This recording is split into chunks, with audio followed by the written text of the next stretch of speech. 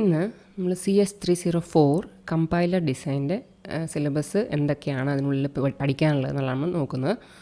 അപ്പോൾ ഇതാണ് അതിൻ്റെ സിലബസ്. അപ്പോൾ ഫസ്റ്റ് അതിൻ്റെ കൺസെപ്റ്റ് എന്ന് പറഞ്ഞാൽ നമ്മൾ കമ്പൈലറിൻ്റെ ഇൻറ്റേർണൽസ് ഒരു കമ്പൈലർ കൺസ്ട്രക്ട് ചെയ്യണമെന്നുണ്ടെങ്കിൽ എന്തെല്ലാമാണ് അതിൽ ഇൻറ്റേർണലി നമ്മൾ ചെയ്യേണ്ട പ്രോസസ്സ് എന്നുള്ളതാണ് നമ്മൾ അതിനുള്ളിൽ പഠിക്കേണ്ടത്.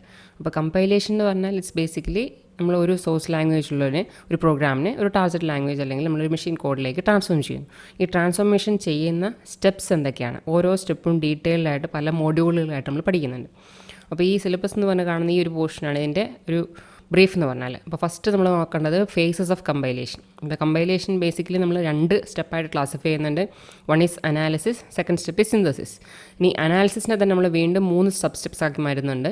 അതിലൊന്നാണ് ലെക്സിക്കൽ അനാലിസിസ്, പിന്നെ സിൻടാക്സ് അനാലിസിസ്, പിന്നെ ലാസ്റ്റ് വൺ പറയുന്നത് സെമാൻറ്റിക് അനാലിസിസ് അല്ലെങ്കിൽ ഈ സിൻടാക്സ് ഡയറക്റ്റഡ് ട്രാൻസ്ലേഷനൊക്കെ ആ ഒരു ഫേസിലായിരിക്കും നമ്മൾ ചെയ്യുക. അപ്പോൾ 3 സ്റ്റെപ്പ് അനാലിസിസ് നടക്കുന്നു. ആ അനാലിസിസിൻ്റെ റിസൾട്ടായിട്ട് നമ്മൾ ഇൻ്റർമീഡിയറ്റ് റെപ്രസെൻറ്റേഷനാണ് ജനറേറ്റ് ചെയ്യുന്നത്. അതിന് IR അല്ലെങ്കിൽ ഇൻ്റർമീഡിയറ്റ് റെപ്രസെൻറ്റേഷൻ എന്ന് പറയും. ഇനി IRനെ നെക്സ്റ്റ് ഫേസ് അതായത് സിന്തസിസ് സ്റ്റെപ്പിലേക്ക് നമ്മൾ വിടുകയാണ്. അപ്പോൾ സിന്തസിസിൽ ഇതുപോലെ തന്നെ 3 സബ് സ്റ്റെപ്സ് ഉണ്ട്. അപ്പോൾ ഈ ഇൻ്റർമീഡിയറ്റ് റെപ്രസെൻറ്റേഷനിൽ നിന്ന് അതിന് കറസ്പോണ്ടിങ് ആയിട്ടുള്ള ഇൻ്റർമീഡിയറ്റ് കോഡ് ജനറേറ്റ് ചെയ്യുക, ആ കോഡിനെ ഓപ്റ്റിമൈസ് ചെയ്യുക, ലാസ്റ്റ് സ്റ്റെപ്പിൽ അതിന് കറസ്പോണ്ടിങ് ആയിട്ടുള്ള ഏത് ടാർഗറ്റ് പ്രോഗ്രാമാണോ അല്ലെങ്കിൽ ടാർഗറ്റ് മെഷീനാണോ അതിനനുസരിച്ചുള്ള കോഡ് ജനറേറ്റ് ചെയ്യുക. അപ്പോൾ ഇത്രയാണ് ബേസിക്കലി അതിൽ സ്റ്റെപ്സ് എന്ന് പറഞ്ഞാൽ. അപ്പോൾ ഇതിൽ നമ്മൾ ഫേസസ് ആണ് ഏറ്റവും ഇമ്പോർട്ടൻ്റ് ആയിട്ട് പഠിക്കേണ്ടത്.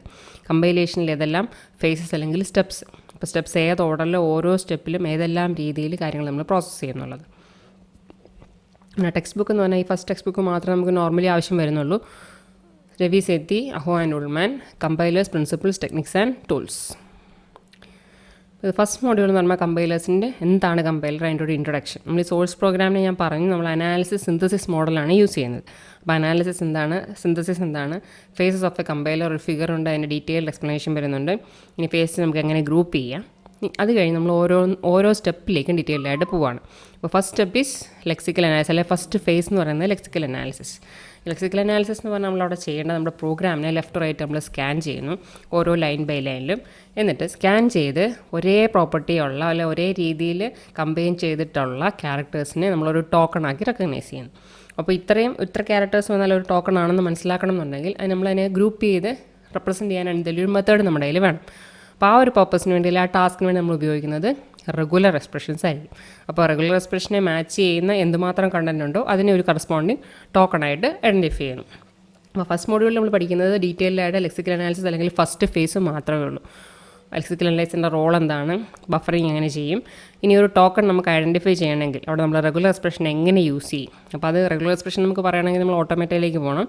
അപ്പോൾ ഓട്ടോമേറ്റകൾ ഏതെല്ലാം ഫൈനറ്റ് ഓട്ടോമേറ്റയുടെ ബേസിക് നമുക്ക് ഇവിടെ ആവശ്യമുള്ള പോർഷൻസ്, അതുപോലെ ടോക്കൺസിനെ ഈ റെഗുലർ എക്സ്പ്രഷൻസ് ഉപയോഗിച്ച് എങ്ങനെ റെക്കഗ്നൈസ് ചെയ്യാൻ പറ്റും, NFA DFA ഒക്കെ ഉപയോഗിക്കുന്ന പ്രോസസ്സുകൾ.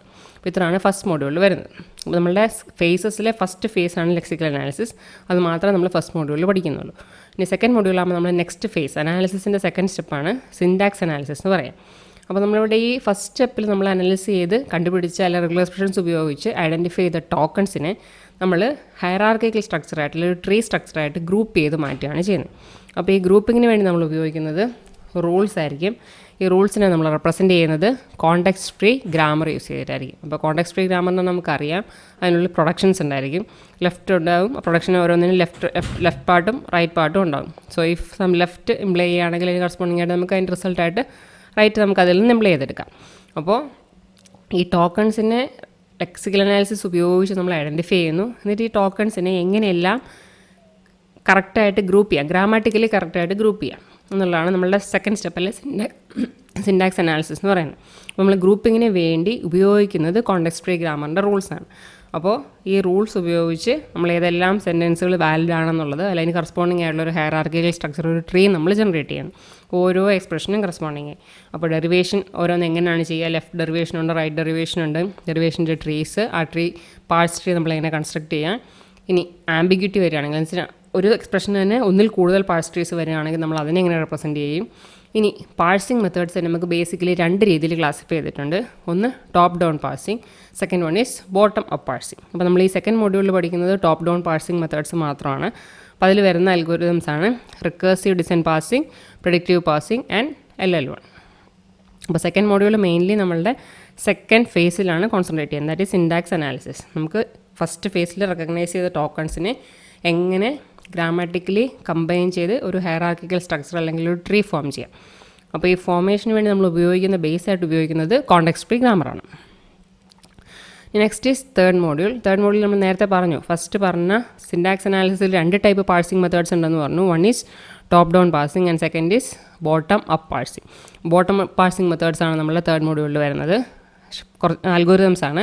Shift reduce parsing method, operator precedence parsing, പിന്നെ LR പാഴ്സിംഗ്. ഈ LR പാഴ്സിംഗ് കുറച്ച് അധികം ഉണ്ട്. അപ്പോൾ അതിനുള്ള നമ്മൾ ടേബിൾസ് കൺസ്ട്രക്ഷൻ, പാഴ്സിംഗ് ടേബിൾ എങ്ങനെ കൺസ്ട്രക്ട് ചെയ്യും, അതുപോലെ SLR പാഴ്സിംഗ് ഉണ്ട്, കാനോണിക്കൽ LR ഉണ്ട്, LALR ഉണ്ട്. ഓരോന്നിൻ്റെയും പാഴ്സിംഗ് ടേബിൾസ് നമ്മൾ എങ്ങനെയാണ് കൺസ്ട്രക്ട് ചെയ്യുക എന്നുള്ളത്. അപ്പോൾ ബോട്ടം അപ്പ് പാഴ്സിംഗ് മെത്തേഡ്സ് ആണ് മെയിനായിട്ടും തേർഡ് മോഡ്യൂളിൽ ഫോക്കസ് ചെയ്യുന്നത്. അപ്പോൾ 2 സ്റ്റെപ്പ് അനാലിസിസ് നമ്മൾ പറഞ്ഞു. ഫസ്റ്റ് നമ്മൾ lexical analysis and second syntax analysis. ഈ തേർഡ് സ്റ്റെപ്പ് എന്ന് പറഞ്ഞാൽ ബേസിക്കലി നമ്മൾ ചെയ്യുന്നത് സെമാൻറ്റിക് അനാലിസിസിലെ സെമാൻറ്റിക് ചെക്സ് ആയിരിക്കും.